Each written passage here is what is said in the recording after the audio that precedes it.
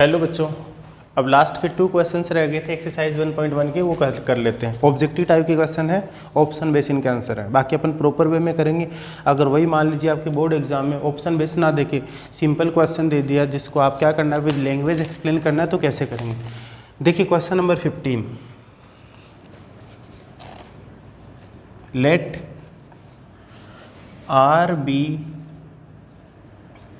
The relation in the set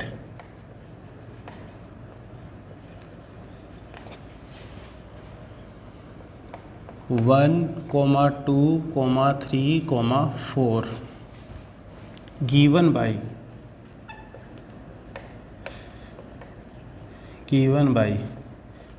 r equals to,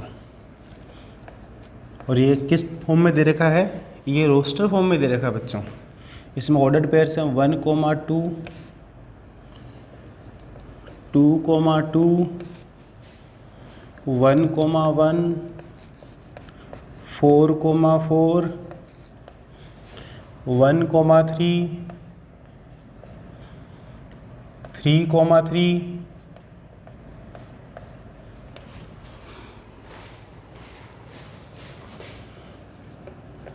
3, 2। Choose the correct answer.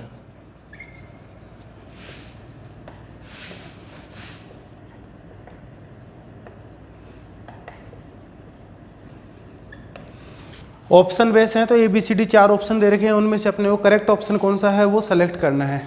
तो पहले तो option के according बता देते हैं। देखो बच्चों, इसमें जो सेट दे रखा है, सेट में एलिमेंट्स है 1, 2, 3, 4। तो रिफ्लेक्सिव होने के लिए क्या चाहिए, एवरी एलिमेंट का इटसेल्फ से रिलेशन होना चाहिए। मतलब 1, 1, 2, 2, 3, 3 और 4, 4 आर में होना चाहिए। है क्या, 1, 1, 2, 2, 3, 3 और 4, 4 ये रहा, रिफ्लेक्सिव हो गया।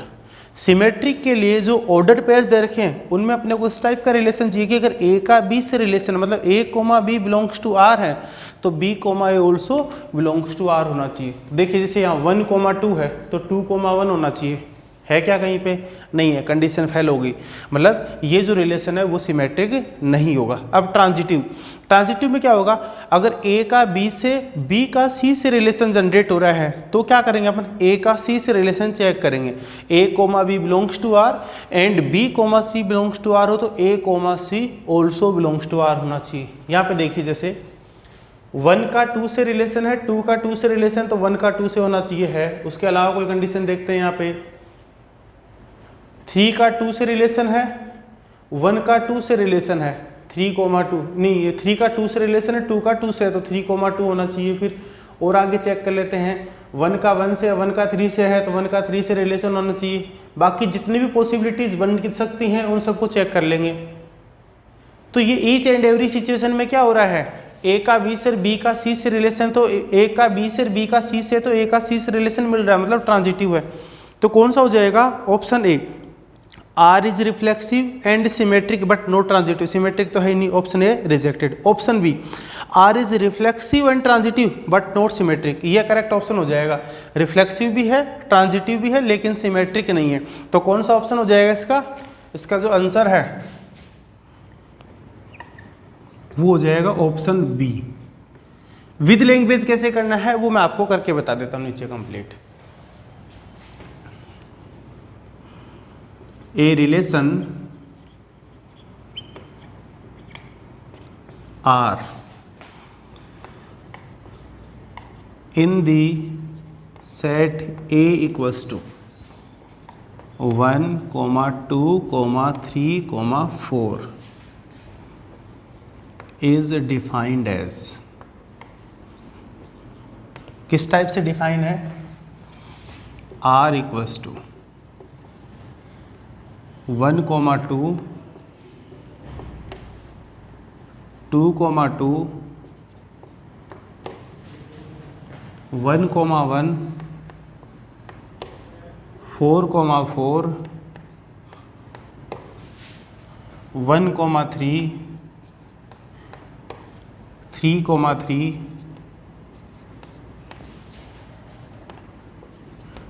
3,2। सबसे पहले reflexivity,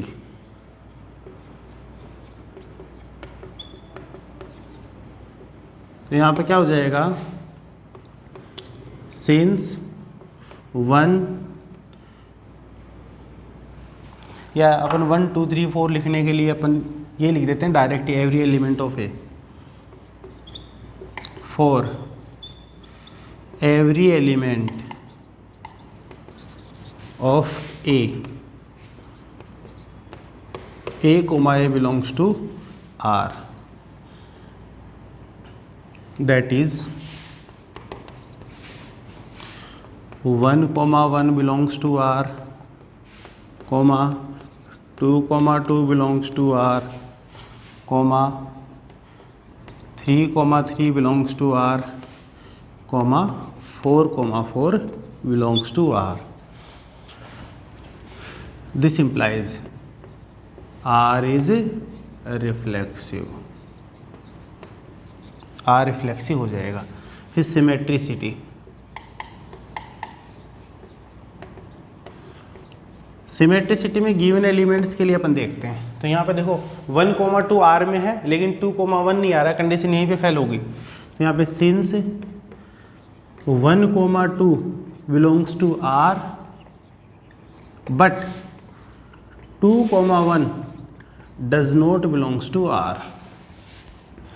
This implies A, B belongs to R but B, A does not belongs to R for all A, B belongs to A. This implies R is not transitive. R is not symmetric आएगा यहाँ, R is not symmetric।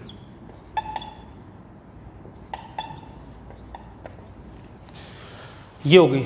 अब transitive के लिए बात करेंगे तो transitive के लिए तो खूब सारे पेयर बनेंगे, तो सारे के सारे पेयर थोड़ी बना के दिखाएंगे यहाँ पे। तो ट्रांजिटिविटी के लिए क्या लिखेंगे डायरेक्टली,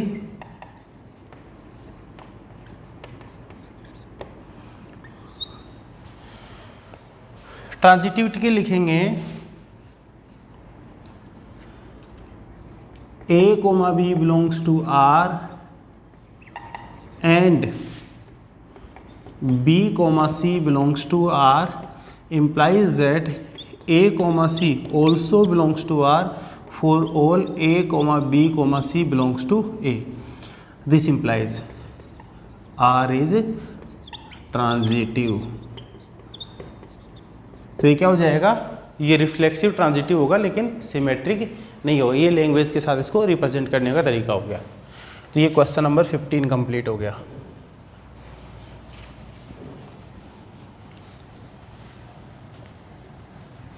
और एक्सरसाइज 1.1 का last question,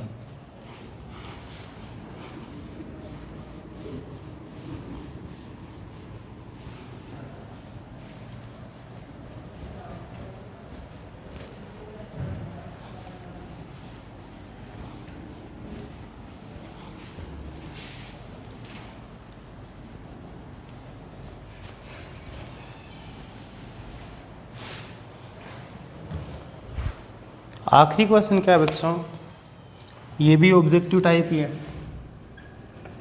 question number 16, let R be the relation, let R be the relation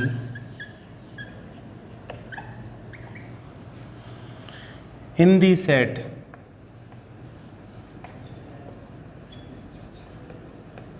and given by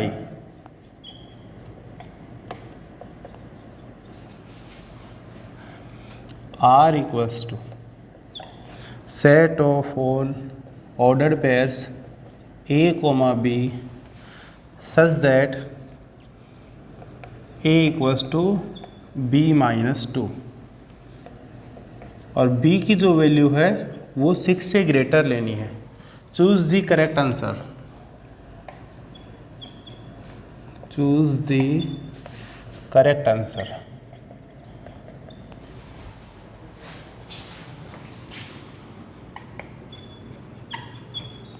4 options क्या दे रखे हैं बच्चों? 2,4 belongs to R, B 3,8 belongs to R, C 6,8 belongs to R, D 8,7 belongs to R. अब इसमें देखिए बच्चों, यहाँ पे इसका जो आंसर देंगे वो ऑप्शन बेस्ड देंगे। क्यों देंगे? क्योंकि यहाँ पे सेट लिया है नेचुरल नंबर्स का, मतलब ए और बी क्या होना चाहिए, एन में से कोई एलिमेंट होने चाहिए, नेचुरल नंबर्स होने चाहिए। और बी की वैल्यू क्या लेनी है? 6 से ग्रेटर। तो 6 से ग्रेटर नेचुरल नंबर्स कौन से हो गए? 7, 8, 9, 10 एंड सो ऑन। ऐसे तो इनफाइनाइट होंगे, तो इनफाइनाइट ऑर्डर्ड पेयर बनेंगे। तो अपने को कौन सा ऑर्डर्ड पेयर चाहिए, वो तो अपन ऑप्शन बेस यहीं से चेक करेंगे कि यहाँ इन 4 ऑप्शन में से कौन सा इसको कंडीशन को सेटिस्फाई कर रहा है। तो यहाँ पे देखो b ग्रेटर देन 6 होना चाहिए, तो ऑप्शन ए तो डायरेक्ट ही रिजेक्ट हो गया, यहाँ b ग्रेटर देन 6 नहीं है। अब b में चेक करते हैं, b ऑप्शन में देखो ऑर्डर्ड पेयर किस फॉर्मेट में है, a, b, first element a है, सेकंड b है। और किस टाइप से है कि जो a है वो b में से 2 स्मॉलर है, 2 लेस है, b-2 है। तो अगर मैं यहाँ पे b की जगह 8 रखूंगा तो a क्या आएगा? 8-2 6 आएगा। मतलब अपना ऑर्डर्ड पेयर क्या होना चाहिए था?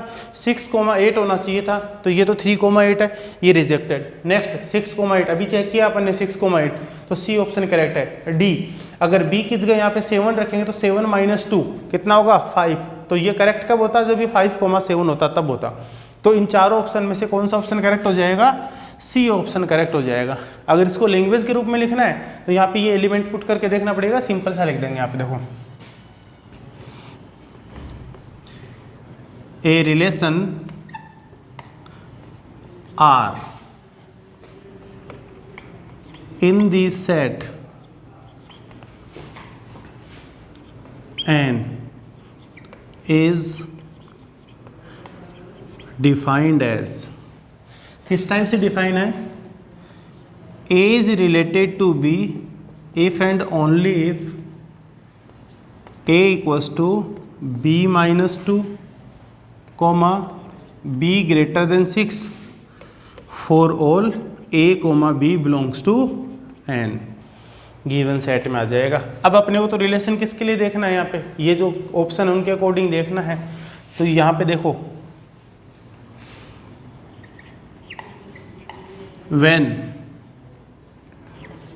b equals to 8 then a equals to 8-2 equals to 6.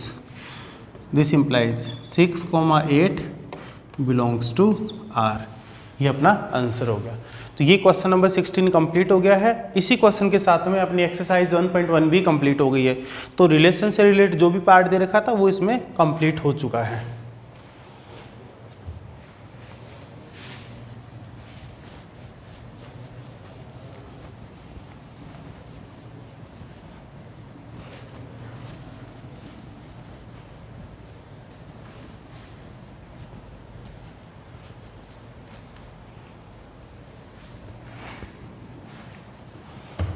अपनी अगली जो हेडिंग दे रखी है बच्चों, वो दे रखी है टाइप्स ऑफ फंक्शंस। फंक्शंस के टाइप क्या होंगे?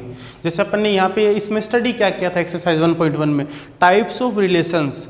रिलेशन के टाइप क्या थे, किस टाइप से क्या क्या नेमिंग थी उनकी। तो उससे पहले अपन ये जाना था रिलेशन क्या होता है। तो वैसे टाइप्स ऑफ फंक्शन स्टडी करने से पहले एक बार थोड़ा सा रिवाइज कर लेते हैं कि वास्तव में फंक्शन क्या है, डोमेन क्या है, को डोमेन क्या है, रेंज क्या होगी, इमेज वगैरह क्या होगा, सिंबॉलिक फॉर्म में कैसे लिखेंगे, एरो डायग्राम में अगर रिप्रेजेंट करना है तो कैसे लिखेंगे, फंक्शन को लिखने का तरीका क्या होगा, वो सारी बातें रिवाइज कर लेते हैं। तो फिर एक्सरसाइज 1.2 के जब क्वेश्चंस करेंगे या आपको क्वेश्चन गिवन होगा तो उसको अंडरस्टैंड करने में थोड़ी सी हेल्प मिलेगी आपको। तो फंक्शंस,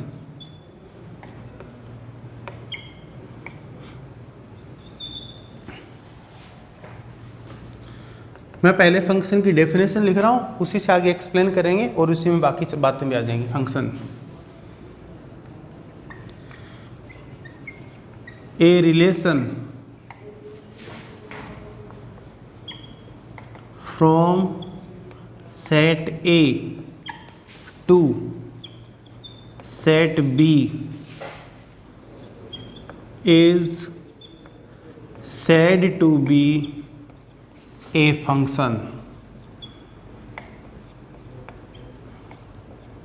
if, ये आई डबल एफ लिख रहा हूँ, it means if and only if a relation from set A to set B said to B a function if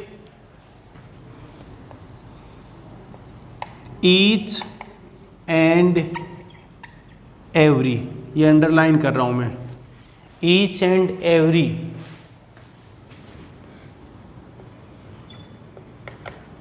element of set A is associated to a unique element of set B. यहाँ पे देखो दो word पे मैंने क्या किया है, underline किया है, एक तो यहाँ पे यूनिक पे और एक ईच एंड एवरी पे। तो इसका मतलब क्या है कि सेट ए का each and every, set A का कोई भी एलिमेंट खाली नहीं छूटना चाहिए। और किससे एसोसिएट होना चाहिए? यूनिक एलिमेंट से एसोसिएट होना चाहिए। मतलब सेट ए के एक ही एलिमेंट के एक से ज़्यादा रिलेशन सेट बी में नहीं होने चाहिए, फिर वो जस्ट रिलेशन हो जाएगा, फंक्शन नहीं होगा। अब इसको लिखेंगे कैसे?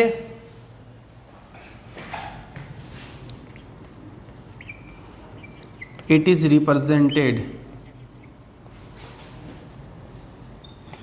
रिप्रेजेंटेज की अगर डिनोटेड भी लिख सकते हो आप, इट इज रिप्रेजेंटेड बाय, यहाँ पे एफ फिर ये कोलन, ये क्या हो गया? ये फंक्शन को रिप्रेजेंट करने का तरीका हो गया।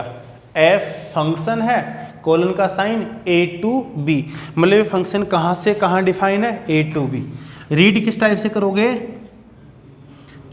Function F maps from A to B, A से बी में मैपिंग है इसकी, ठीक है ना। Function F maps from A to B, या सिंपल ऐसे बोल दोगे कि ए से बी में फंक्शन डिफाइन है। इसी को कई बार कुछ बुक्स में ऐसे भी लिखा हुआ मिलता है, ये ए लिख दिया, फिर ये एरो हेड इस टाइप से लगा दिया, यहाँ बी लिख दिया और इधर बीच में एफ लिख देते हैं। देखो एक तरीका तो हो गया एफ, एफ के आगे कोलन, फिर ए, फिर बीच में यहाँ पे रे वाला symbol, one sided arrow B. इसका मतलब ए से बी में इसकी डायरेक्शन, तो ए से बी में डिफाइन एफ है। या इसको ऐसे भी लिख सकते हैं अपन, यहाँ ए बी, ये रे लगा दी बीच में और ये यहाँ ऊपर एफ लिख दिया। इसका मतलब क्या है कि एफ कोई फंक्शन है जो ए से बी में डिफाइन है। जनरली अपने को जो बुक में मिलेगा 99% केस में वो इसी टाइप से मिलेगा, कहीं पे ये मिल जाए तो भी कंफ्यूज नहीं होना है। अब देखिए इसको समझो, कंडीशन को क्या है। पिक्टोरियल व्यू से बता रहा हूँ मैं। ये तो अपन क्या कर रहे हैं? मैपिंग कर रहे हैं। ये मैंने ए बना दिया, ये मैंने बी बना दिया। ये ए के एलिमेंट्स ले लिए मैंने 1 2 3 4 5, और यहाँ पे मैंने इसमें ए बी सी डी, ये बी के एलिमेंट ले लिए मैंने। अब देखो मैं रिलेशन बना रहा हूँ, अभी सिर्फ रिलेशन की बात कर रहा हूँ मैं, रिलेशन बना रहा हूँ यहाँ पे, और फिर उस रिलेशन को क्या अपन फंक्शन कहेंगे कि नहीं कहेंगे वो चेक करना है। 1 का ए से रिलेशन है, 2 का बी से है, 3 का सी से है, और 4 का रिलेशन डी से है। तो क्या ये रिलेशन फंक्शन होगा क्या? डेफिनेशन चेक करते हैं। A relation from set A to set B is said to B a function if each and every element of set A, set A का ईच एंड एवरी एलिमेंट होना चाहिए। यहाँ पे क्या सेट ए का जो एलिमेंट 5 है वो सेट बी के किसी एलिमेंट से रिलेटेड है क्या? नहीं है। डेफिनेशन यहीं पे फेल हो गई। इसका मतलब क्या हो गया? ये जो रिलेशन है वो जस्ट ए रिलेशन है, इस रिलेशन को अपन फंक्शन नहीं बोल सकते। ठीक है, कोई बात नहीं। अब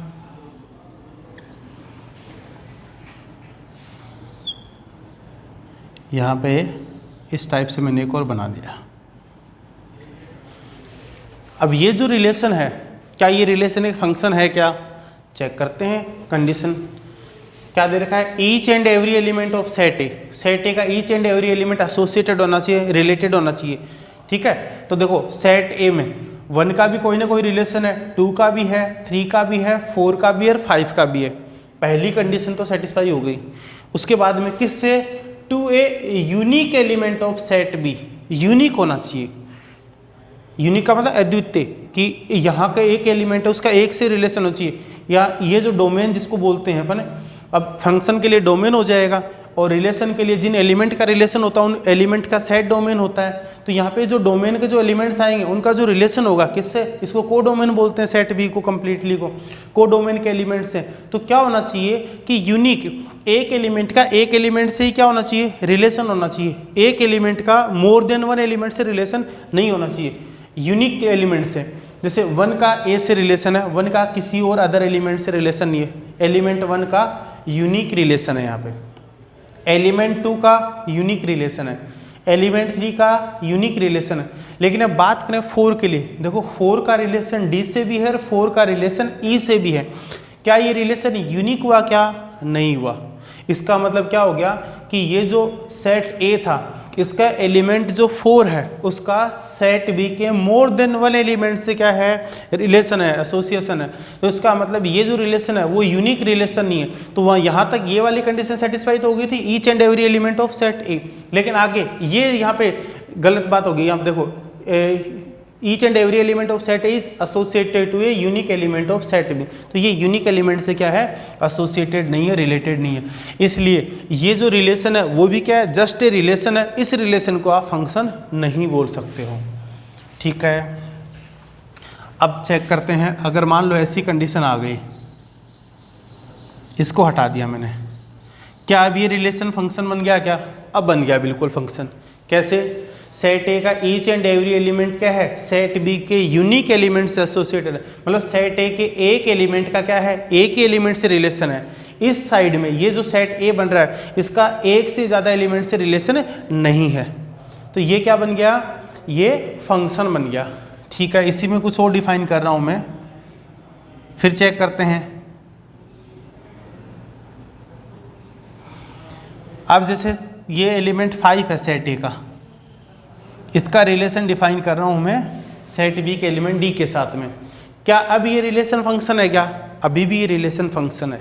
आपको दिखने में तो ऐसा लग रहा होगा कि यहाँ पे देखो इन दोनों का रिलेशन डी से है, लेकिन अपने को इससे मतलब ही नहीं है ना बी में, कि बी में कोई एलिमेंट खाली है कि सबका एक से रिलेशन अलग अलग से। अपने को तो यहाँ ए से मतलब है। क्या लिखा है कि सेट ए का ईच एंड एवरी एलिमेंट क्या होना चाहिए? सेट बी के यूनिक एलिमेंट से एसोसिएट होना चाहिए। तो देखो ईच एंड एवरी एलिमेंट काम में आ रहा है और हर एलिमेंट का क्या है? सिर्फ और सिर्फ एक ही एलिमेंट से रिलेशन है। जैसे 1 का ए से है तो 1 का किसी और अदर एलिमेंट से रिलेशन नहीं है। 2 का बी से है तो 2 का किसी और अदर एलिमेंट से रिलेशन नहीं है। ऐसे 3 का सी से है। जैसे 4 और 5 की बात करूं तो 4 का जो रिलेशन है वो डी से है, 5 का भी डी से है। लेकिन एलिमेंट 4 के रेस्पेक्ट में अगर मैं बात करूं तो एलिमेंट 4 का रिलेशन जब डी से है तो एलिमेंट 4 का इस सेट बी के किसी और अदर एलिमेंट से रिलेशन नहीं है। तो इस 4 के रेफरेंस में ये रिलेशन क्या है? यूनिक बन गया यहाँ पे, कि 4 का जो रिलेशन है वो किससे? डी से है, डी के अलावा नहीं किसी से। 5 का किससे है? डी से है। तो यहाँ पे डी के लिए जरूर यहाँ पे प्री इमेज अवेलेबल है, कितनी? 2, 4 और 5। लेकिन 4 के लिए भी सिंगल रिलेशन है, 5 के लिए भी। तो ये क्या है? यूनिक रिलेशन बन गया यहाँ पे। तो सेट ए के ईच एंड एवरी एलिमेंट का क्या है? सेट बी के जितने भी एलिमेंट से कितने भी होंगे, सेम से हो, ज़्यादा से हो, कोई खाली छूट रहा है, कुछ भी हो, वहाँ क्या है? यूनिक रिलेशन बन रहा है। इसलिए ये रिलेशन क्या बन गया? ये रिलेशन अब फंक्शन हो गया। पहले वाला जो बनाया था यहाँ जैसे 5 यहाँ 5 का रिलेशन मैंने इसे लिखा था, वो भी क्या था? यूनिक रिलेशन है। यहाँ जो ए है वो क्या होता है? डोमेन। फंक्शन की बात करूँ तो मैं रिलेशन में पूरा ए डोमेन हो कंपलसरी नहीं है। डोमेन किसको बोलते हैं? जिन एलिमेंट्स का सेट बी के एलिमेंट से रिलेशन हो, उन एलिमेंट का जो कलेक्शन सेट होता है वो क्या होता है, डोमेन होता है। अब फंक्शन की डेफिनेशन में अपन ने बाउंड कर दिया सबसे पहले क्या, कि each and every element of set ए लेना है, तो सेट ए का कोई भी एलिमेंट खाली नहीं छूटा है, मतलब पूरा सेट ए लेना है, तो पूरा का पूरा सेट ए क्या बन जाएगा, इस फंक्शन के लिए डोमेन बन जाएगा। यही ये जो बी है, इस बी को अपन क्या बोलते हैं, कोडोमेन, ये कोडोमेन हो गया। उसके अलावा यहाँ पे सेट बी के उन एलिमेंट्स का कलेक्शन जिनका क्या है, डोमेन के एलिमेंट से रिलेशन हो, उन सबको सेट को क्या बोलेंगे, रेंज बोलते हैं। यहाँ पे ये जो वन रिलेटेड टू ए है, जैसे 1 comma A belongs to F है या आर है, जो भी है, यहाँ पे जो ए है वो तो क्या हो जाएगी, इमेज, और जो 1 है इसको क्या बोलेंगे अपन, प्री इमेज। प्री मतलब पहले। तो डोमेन के एलिमेंट 1 की इमेज क्या है, कोडोमेन का एलिमेंट ए है सेट बी में, 2 की इमेज बी, 3 की सी, 4 की डी, 5 की इमेज डी। अब पहले वाले जो एलिमेंट है वो बाद वाले एलिमेंट के क्या कहलाते हैं, प्री इमेज। अगर 1 की इमेज ए है तो ए की प्री इमेज 1 है, 2 की इमेज बी है तो बी की प्री इमेज 2 है, 3 की इमेज सी है तो सी की प्री इमेज 3 है, 4 की इमेज डी है तो डी की प्री इमेज क्या है, यहाँ पे 4 भी है। यहाँ पे देखो 5 और 4 दोनों के लिए इमेज डी है, तो डी के लिए प्री इमेज क्या होगी, 4 और 5 दोनों हो जाएगी। तो ये बात होगी बेसिक फंक्शन की, कि फंक्शन क्या होता है, डोमेन क्या होगा, कोडोमेन क्या होगा, रेंज क्या होगी, इमेज, प्री इमेज, ये सारी बातें हो गई यहाँ पे।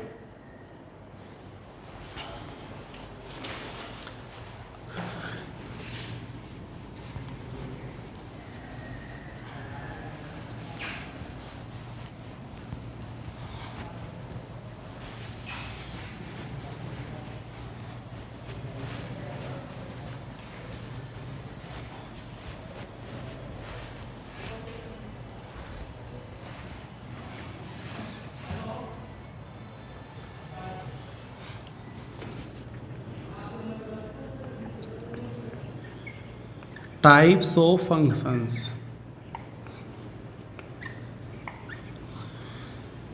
फंक्शन से रिलेटेड 12th क्लास में जो अपनी पहली हेडिंग है वो है टाइप्स ऑफ फंक्शंस। अब इसमें कौन कौन से टाइप के फंक्शन हैं, पहले मैं नेम लिख देता हूँ। 1 1, जिसके लिए अदर नेम क्या है, इंजेक्टिव। मैनी 1,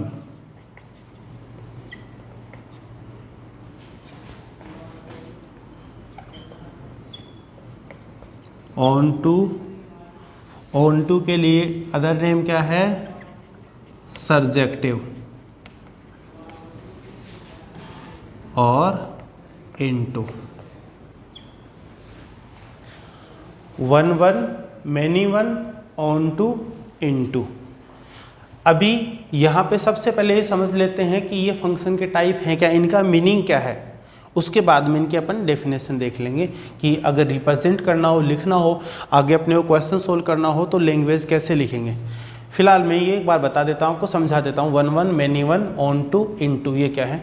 अदर नेम ध्यान रखना इनका, 1 1 का इंजेक्टिव है और ऑन टू का सर्जेक्टिव है। और बाद में एक डेफिनेशन और आएगी जिसमें अपन बाइजेक्टिव फंक्शन होता है, तो ऐसा फंक्शन जो 1 1 एंड ऑन टू दोनों हो एक साथ, उसको अपन बाइजेक्टिव बोलते हैं। इंजेक्टिव सर्जेक्टिव का जो कॉम्बिनेशन, जो मतलब ऐसा फंक्शन जिसमें वो जो इंजेक्टिव भी हो और सर्जेक्टिव, उसको अपन क्या बोलेंगे, बाइजेक्टिव बोलेंगे, बाद में बता दूंगा। देखिए अब मैं यहाँ पे कुछ डायग्राम बना रहा हूँ। अब जो भी है वो टाइप्स ऑफ फंक्शन से रिलेटेड बात हो रही है, तो इसका मतलब जो कुछ भी बनाएंगे वो सारे के सारे क्या होंगे, फंक्शन ही होंगे। अभी ये सोचना नहीं है कि रिलेशन है कि फंक्शन है, जो कुछ भी देंगे आप फंक्शन ही देंगे। मैं कुछ एग्जांपल्स लिख रहा हूँ। ये f कोई फंक्शन है a टू b में, यहाँ पे मैं 3 एलिमेंट्स ही ले लेता हूँ, ज़्यादा क्या करेंगे। a b c 1 2 3।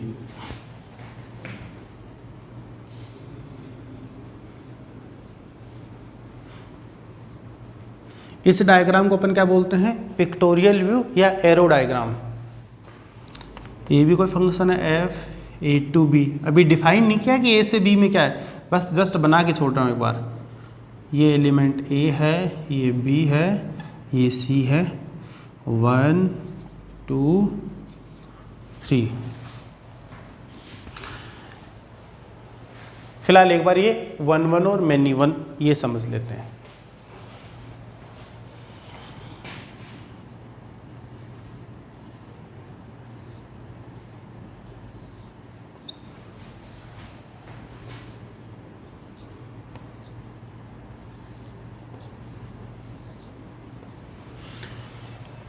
एक बात दिमाग में बिठा लो बच्चों, पहले 1 1 और मैनी 1 यहाँ पे टाइप ऑफ फंक्शन है, अपन डिफाइन करेंगे फंक्शन के टाइप्स।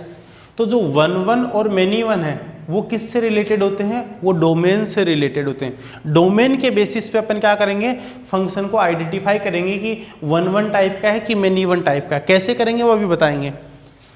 ऑन टू इनटू जो है वो किस बेसिस पे डिफाइन होंगे, वो को डोमेन के बेसिस पे डिफाइन होते हैं। 1 1 मैनी 1 डोमेन से रिलेटेड है, ऑन टू इनटू को डोमेन से रिलेटेड है। ये पॉइंट दिमाग में सेट कर लो बच्चों। एक बार फिर से बता रहा हूँ, 1 1 और मैनी 1 डोमेन से रिलेटेड, ऑन टू इनटू को डोमेन से रिलेटेड है। अब डोमेन से रिलेटेड कैसे हैं, पहले 1 1 और मैनी 1 की बात करेंगे। 1 1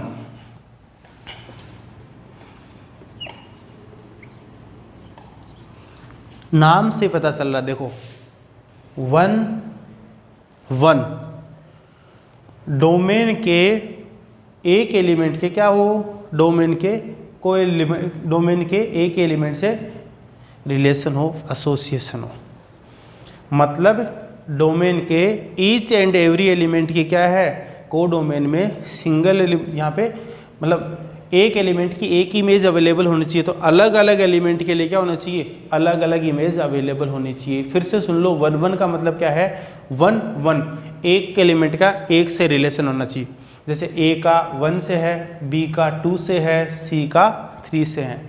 तो सिंपल वे में अगर बात करें कि अगर डोमेन के अलग अलग एलिमेंट ले रहे हैं तो सारे एलिमेंट की क्या है, इमेज अलग अलग होनी चाहिए।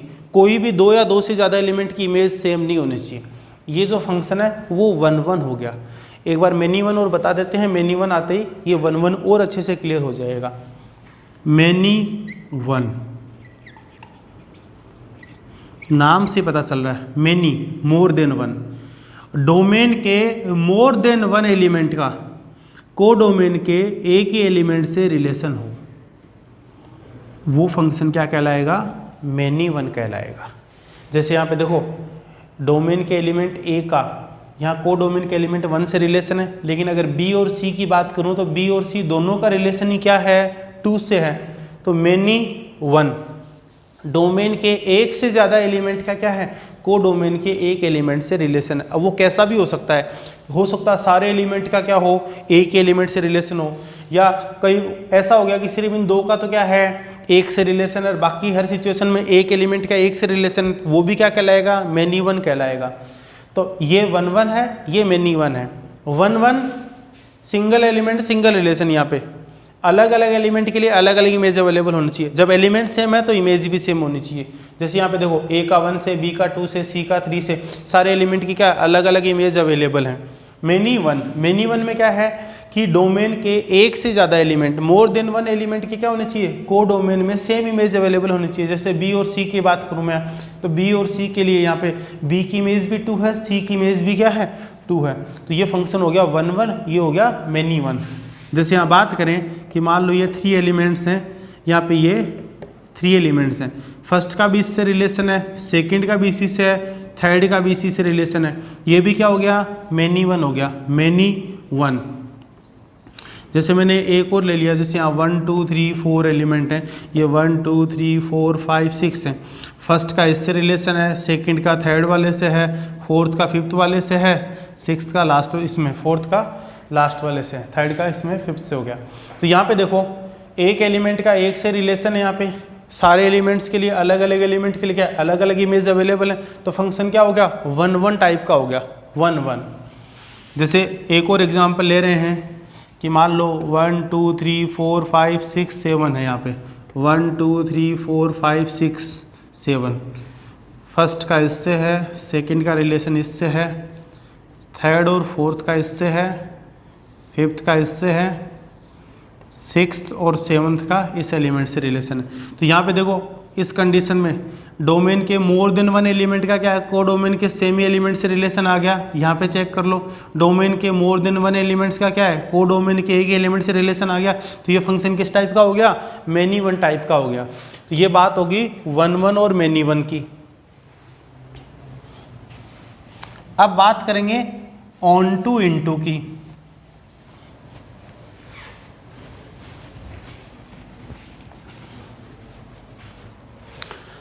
ऑन टू इनटू किससे रिलेटेड है, कोडोमेन से रिलेटेड है।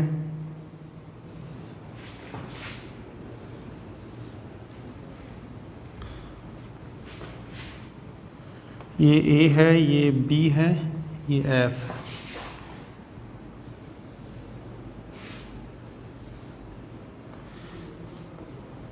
ये ए है, ये बी है, ये एफ है। 1 2 3 4, यहाँ पे 1 2 3 4, इनको नेमिंग दे दीजिए जैसे A B C D. 1 2 3 4 relation इस टाइप से बना दिया, ए का 4 से है, बी का 2 से है, सी का 1 से है, डी का 3 से, कैसे बना दिया। अभी बताएंगे ऑन टू क्या होगा, इन टू क्या होगा। 1 2 3 4 ए बी सी डी, यहाँ पे 1 2 3 4 1 2 3 4, ए का रिलेशन 1 से है, बी का 2 से है, सी का 2 से है, डी का रिलेशन 3 से है। तो पहली बात तो फंक्शन है सारे के सारे, क्योंकि डोमेन के ईच एंड एवरी एलिमेंट क्या है, को डोमेन के यूनिक एलिमेंट से एसोसिएटेड है। वन वन मैनी वन के बारे में अगर बात करें तो यहाँ पे देखो एक एलिमेंट का एक से रिलेशन है, मतलब सारे अलग अलग एलिमेंट के लिए अलग अलग इमेज अवेलेबल है, तो ये वन वन हो गया। यहाँ पे देखो जैसे बी और सी दोनों एलिमेंट की क्या है, सेम इमेज अवेलेबल है, तो फंक्शन क्या हो गया, मैनी वन। अब ऑन टू और इनटू को समझो क्या है। ऑन टू और इनटू क्या है, किससे रिलेटेड, को डोमेन से रिलेटेड। को डोमेन सेट बी होगा यहाँ पे, अगर फंक्शन एफ ए से बी में डिफाइन है तब की बात कर रहे हैं, तो ये एफ ए से बी में डिफाइन है तो बी को डोमेन हो गया। अगर को डोमेन में कोई भी एलिमेंट खाली नहीं छूट रहा है तो फंक्शन ऑन टू। अगर को डोमेन में कोई भी एलिमेंट खाली छूट गया, चाहे वो एक हो या एक से ज़्यादा, तो वो इन टू। वापस सुन लो, को डोमेन में अगर कोई भी एंट्री लेफ्ट नहीं है, मतलब अगर मैथमेटिकल वे में बोलें कि को डोमेन के ईच एंड एवरी एलिमेंट की डोमेन में प्री इमेज अवेलेबल है, तो वो फंक्शन क्या होगा, ऑन टू होगा। अदर वे में फिर से अगर बोलना चाहें तो ये भी कह सकते हैं कि रेंज ऑफ एफ किसके इक्वल होनी चाहिए, को डोमेन ऑफ एफ, कि जो को डोमेन है वो पूरा का पूरा को डोमेन ही क्या आ जाए, उस फंक्शन की रेंज आ जाए, तब तो फंक्शन क्या होगा, ऑन टू होगा। यहाँ पे देखो जैसे एलिमेंट 4 है, 1 की प्री इमेज ए है, 2 की प्री इमेजेस क्या है, बी एंड सी है, 3 की प्री इमेज डी है, या एलिमेंट 4 की कोई प्री इमेज अवेलेबल नहीं है, मतलब को डोमेन में ये एंट्री खाली छूट गई। तो अगर को डोमेन में कोई भी एंट्री खाली छूट जाती है, चाहे मिनिमम 1 ही क्यों ना हो, तो वो फंक्शन क्या होगा, इनटू। मैथमेटिकल वे में अगर अपन कहें कि अगर को डोमेन के ईच एंड एवरी एलिमेंट की डोमेन में प्री इमेज अवेलेबल नहीं है, तो वो फंक्शन क्या कहलाता है, इनटू कहलाएगा। या अदर वे में और भी अगर आगे और डिफाइन करना चाहो तो कि रेंज ऑफ एफ को डोमेन ऑफ एफ के इक्वल नहीं आनी चाहिए। तो वन वन में क्या हो गया, डोमेन के एक एलिमेंट का को डोमेन के एक एलिमेंट से रिलेशन अलग अलग एलिमेंट के लिए अलग अलग इमेज अवेलेबल होनी चाहिए। मैनी वन का क्या हो गया कि डोमेन के मोर देन वन एलिमेंट की को डोमेन में सेम इमेज होनी चाहिए। ऑन टू क्या हो गया, को डोमेन के ईच एंड एवरी एलिमेंट की क्या है, डोमेन में प्री इमेज अवेलेबल होनी चाहिए। और इनटू में क्या हो गया, को डोमेन के ईच एंड एवरी एलिमेंट की प्री इमेज अवेलेबल नहीं होनी चाहिए, किसमें, डोमेन में। अब इसमें और क्या है आगे, वो अपन बाद में अगले वीडियो में डिफाइन करेंगे कि फंक्शन 1 1 के साथ ऑन टू होगा कि इनटू होगा, मेनी वन के साथ ऑन टू इनटू होगा, क्या 1 1 मेनी वन एक साथ हो सकते हैं कि नहीं हो सकते, ऑन टू इनटू एक साथ हो सकते हैं कि नहीं हो सकते, आगे इनको कंबाइन करके कितने टाइप के फॉर्म वगैरह अपन फंक्शन डिफाइन कर सकते हैं, वो सारी बातें नेक्स्ट वीडियो में है। तो एक काम करना, ये जो कुछ भी बताया है एक बार आप अपनी बुक से थ्योरी पार्ट की रीडिंग लगा लेना, उसमें 3 4 डेफिनेशन दे रखे हैं तो वहाँ से अच्छे से क्लियर हो जाएगा।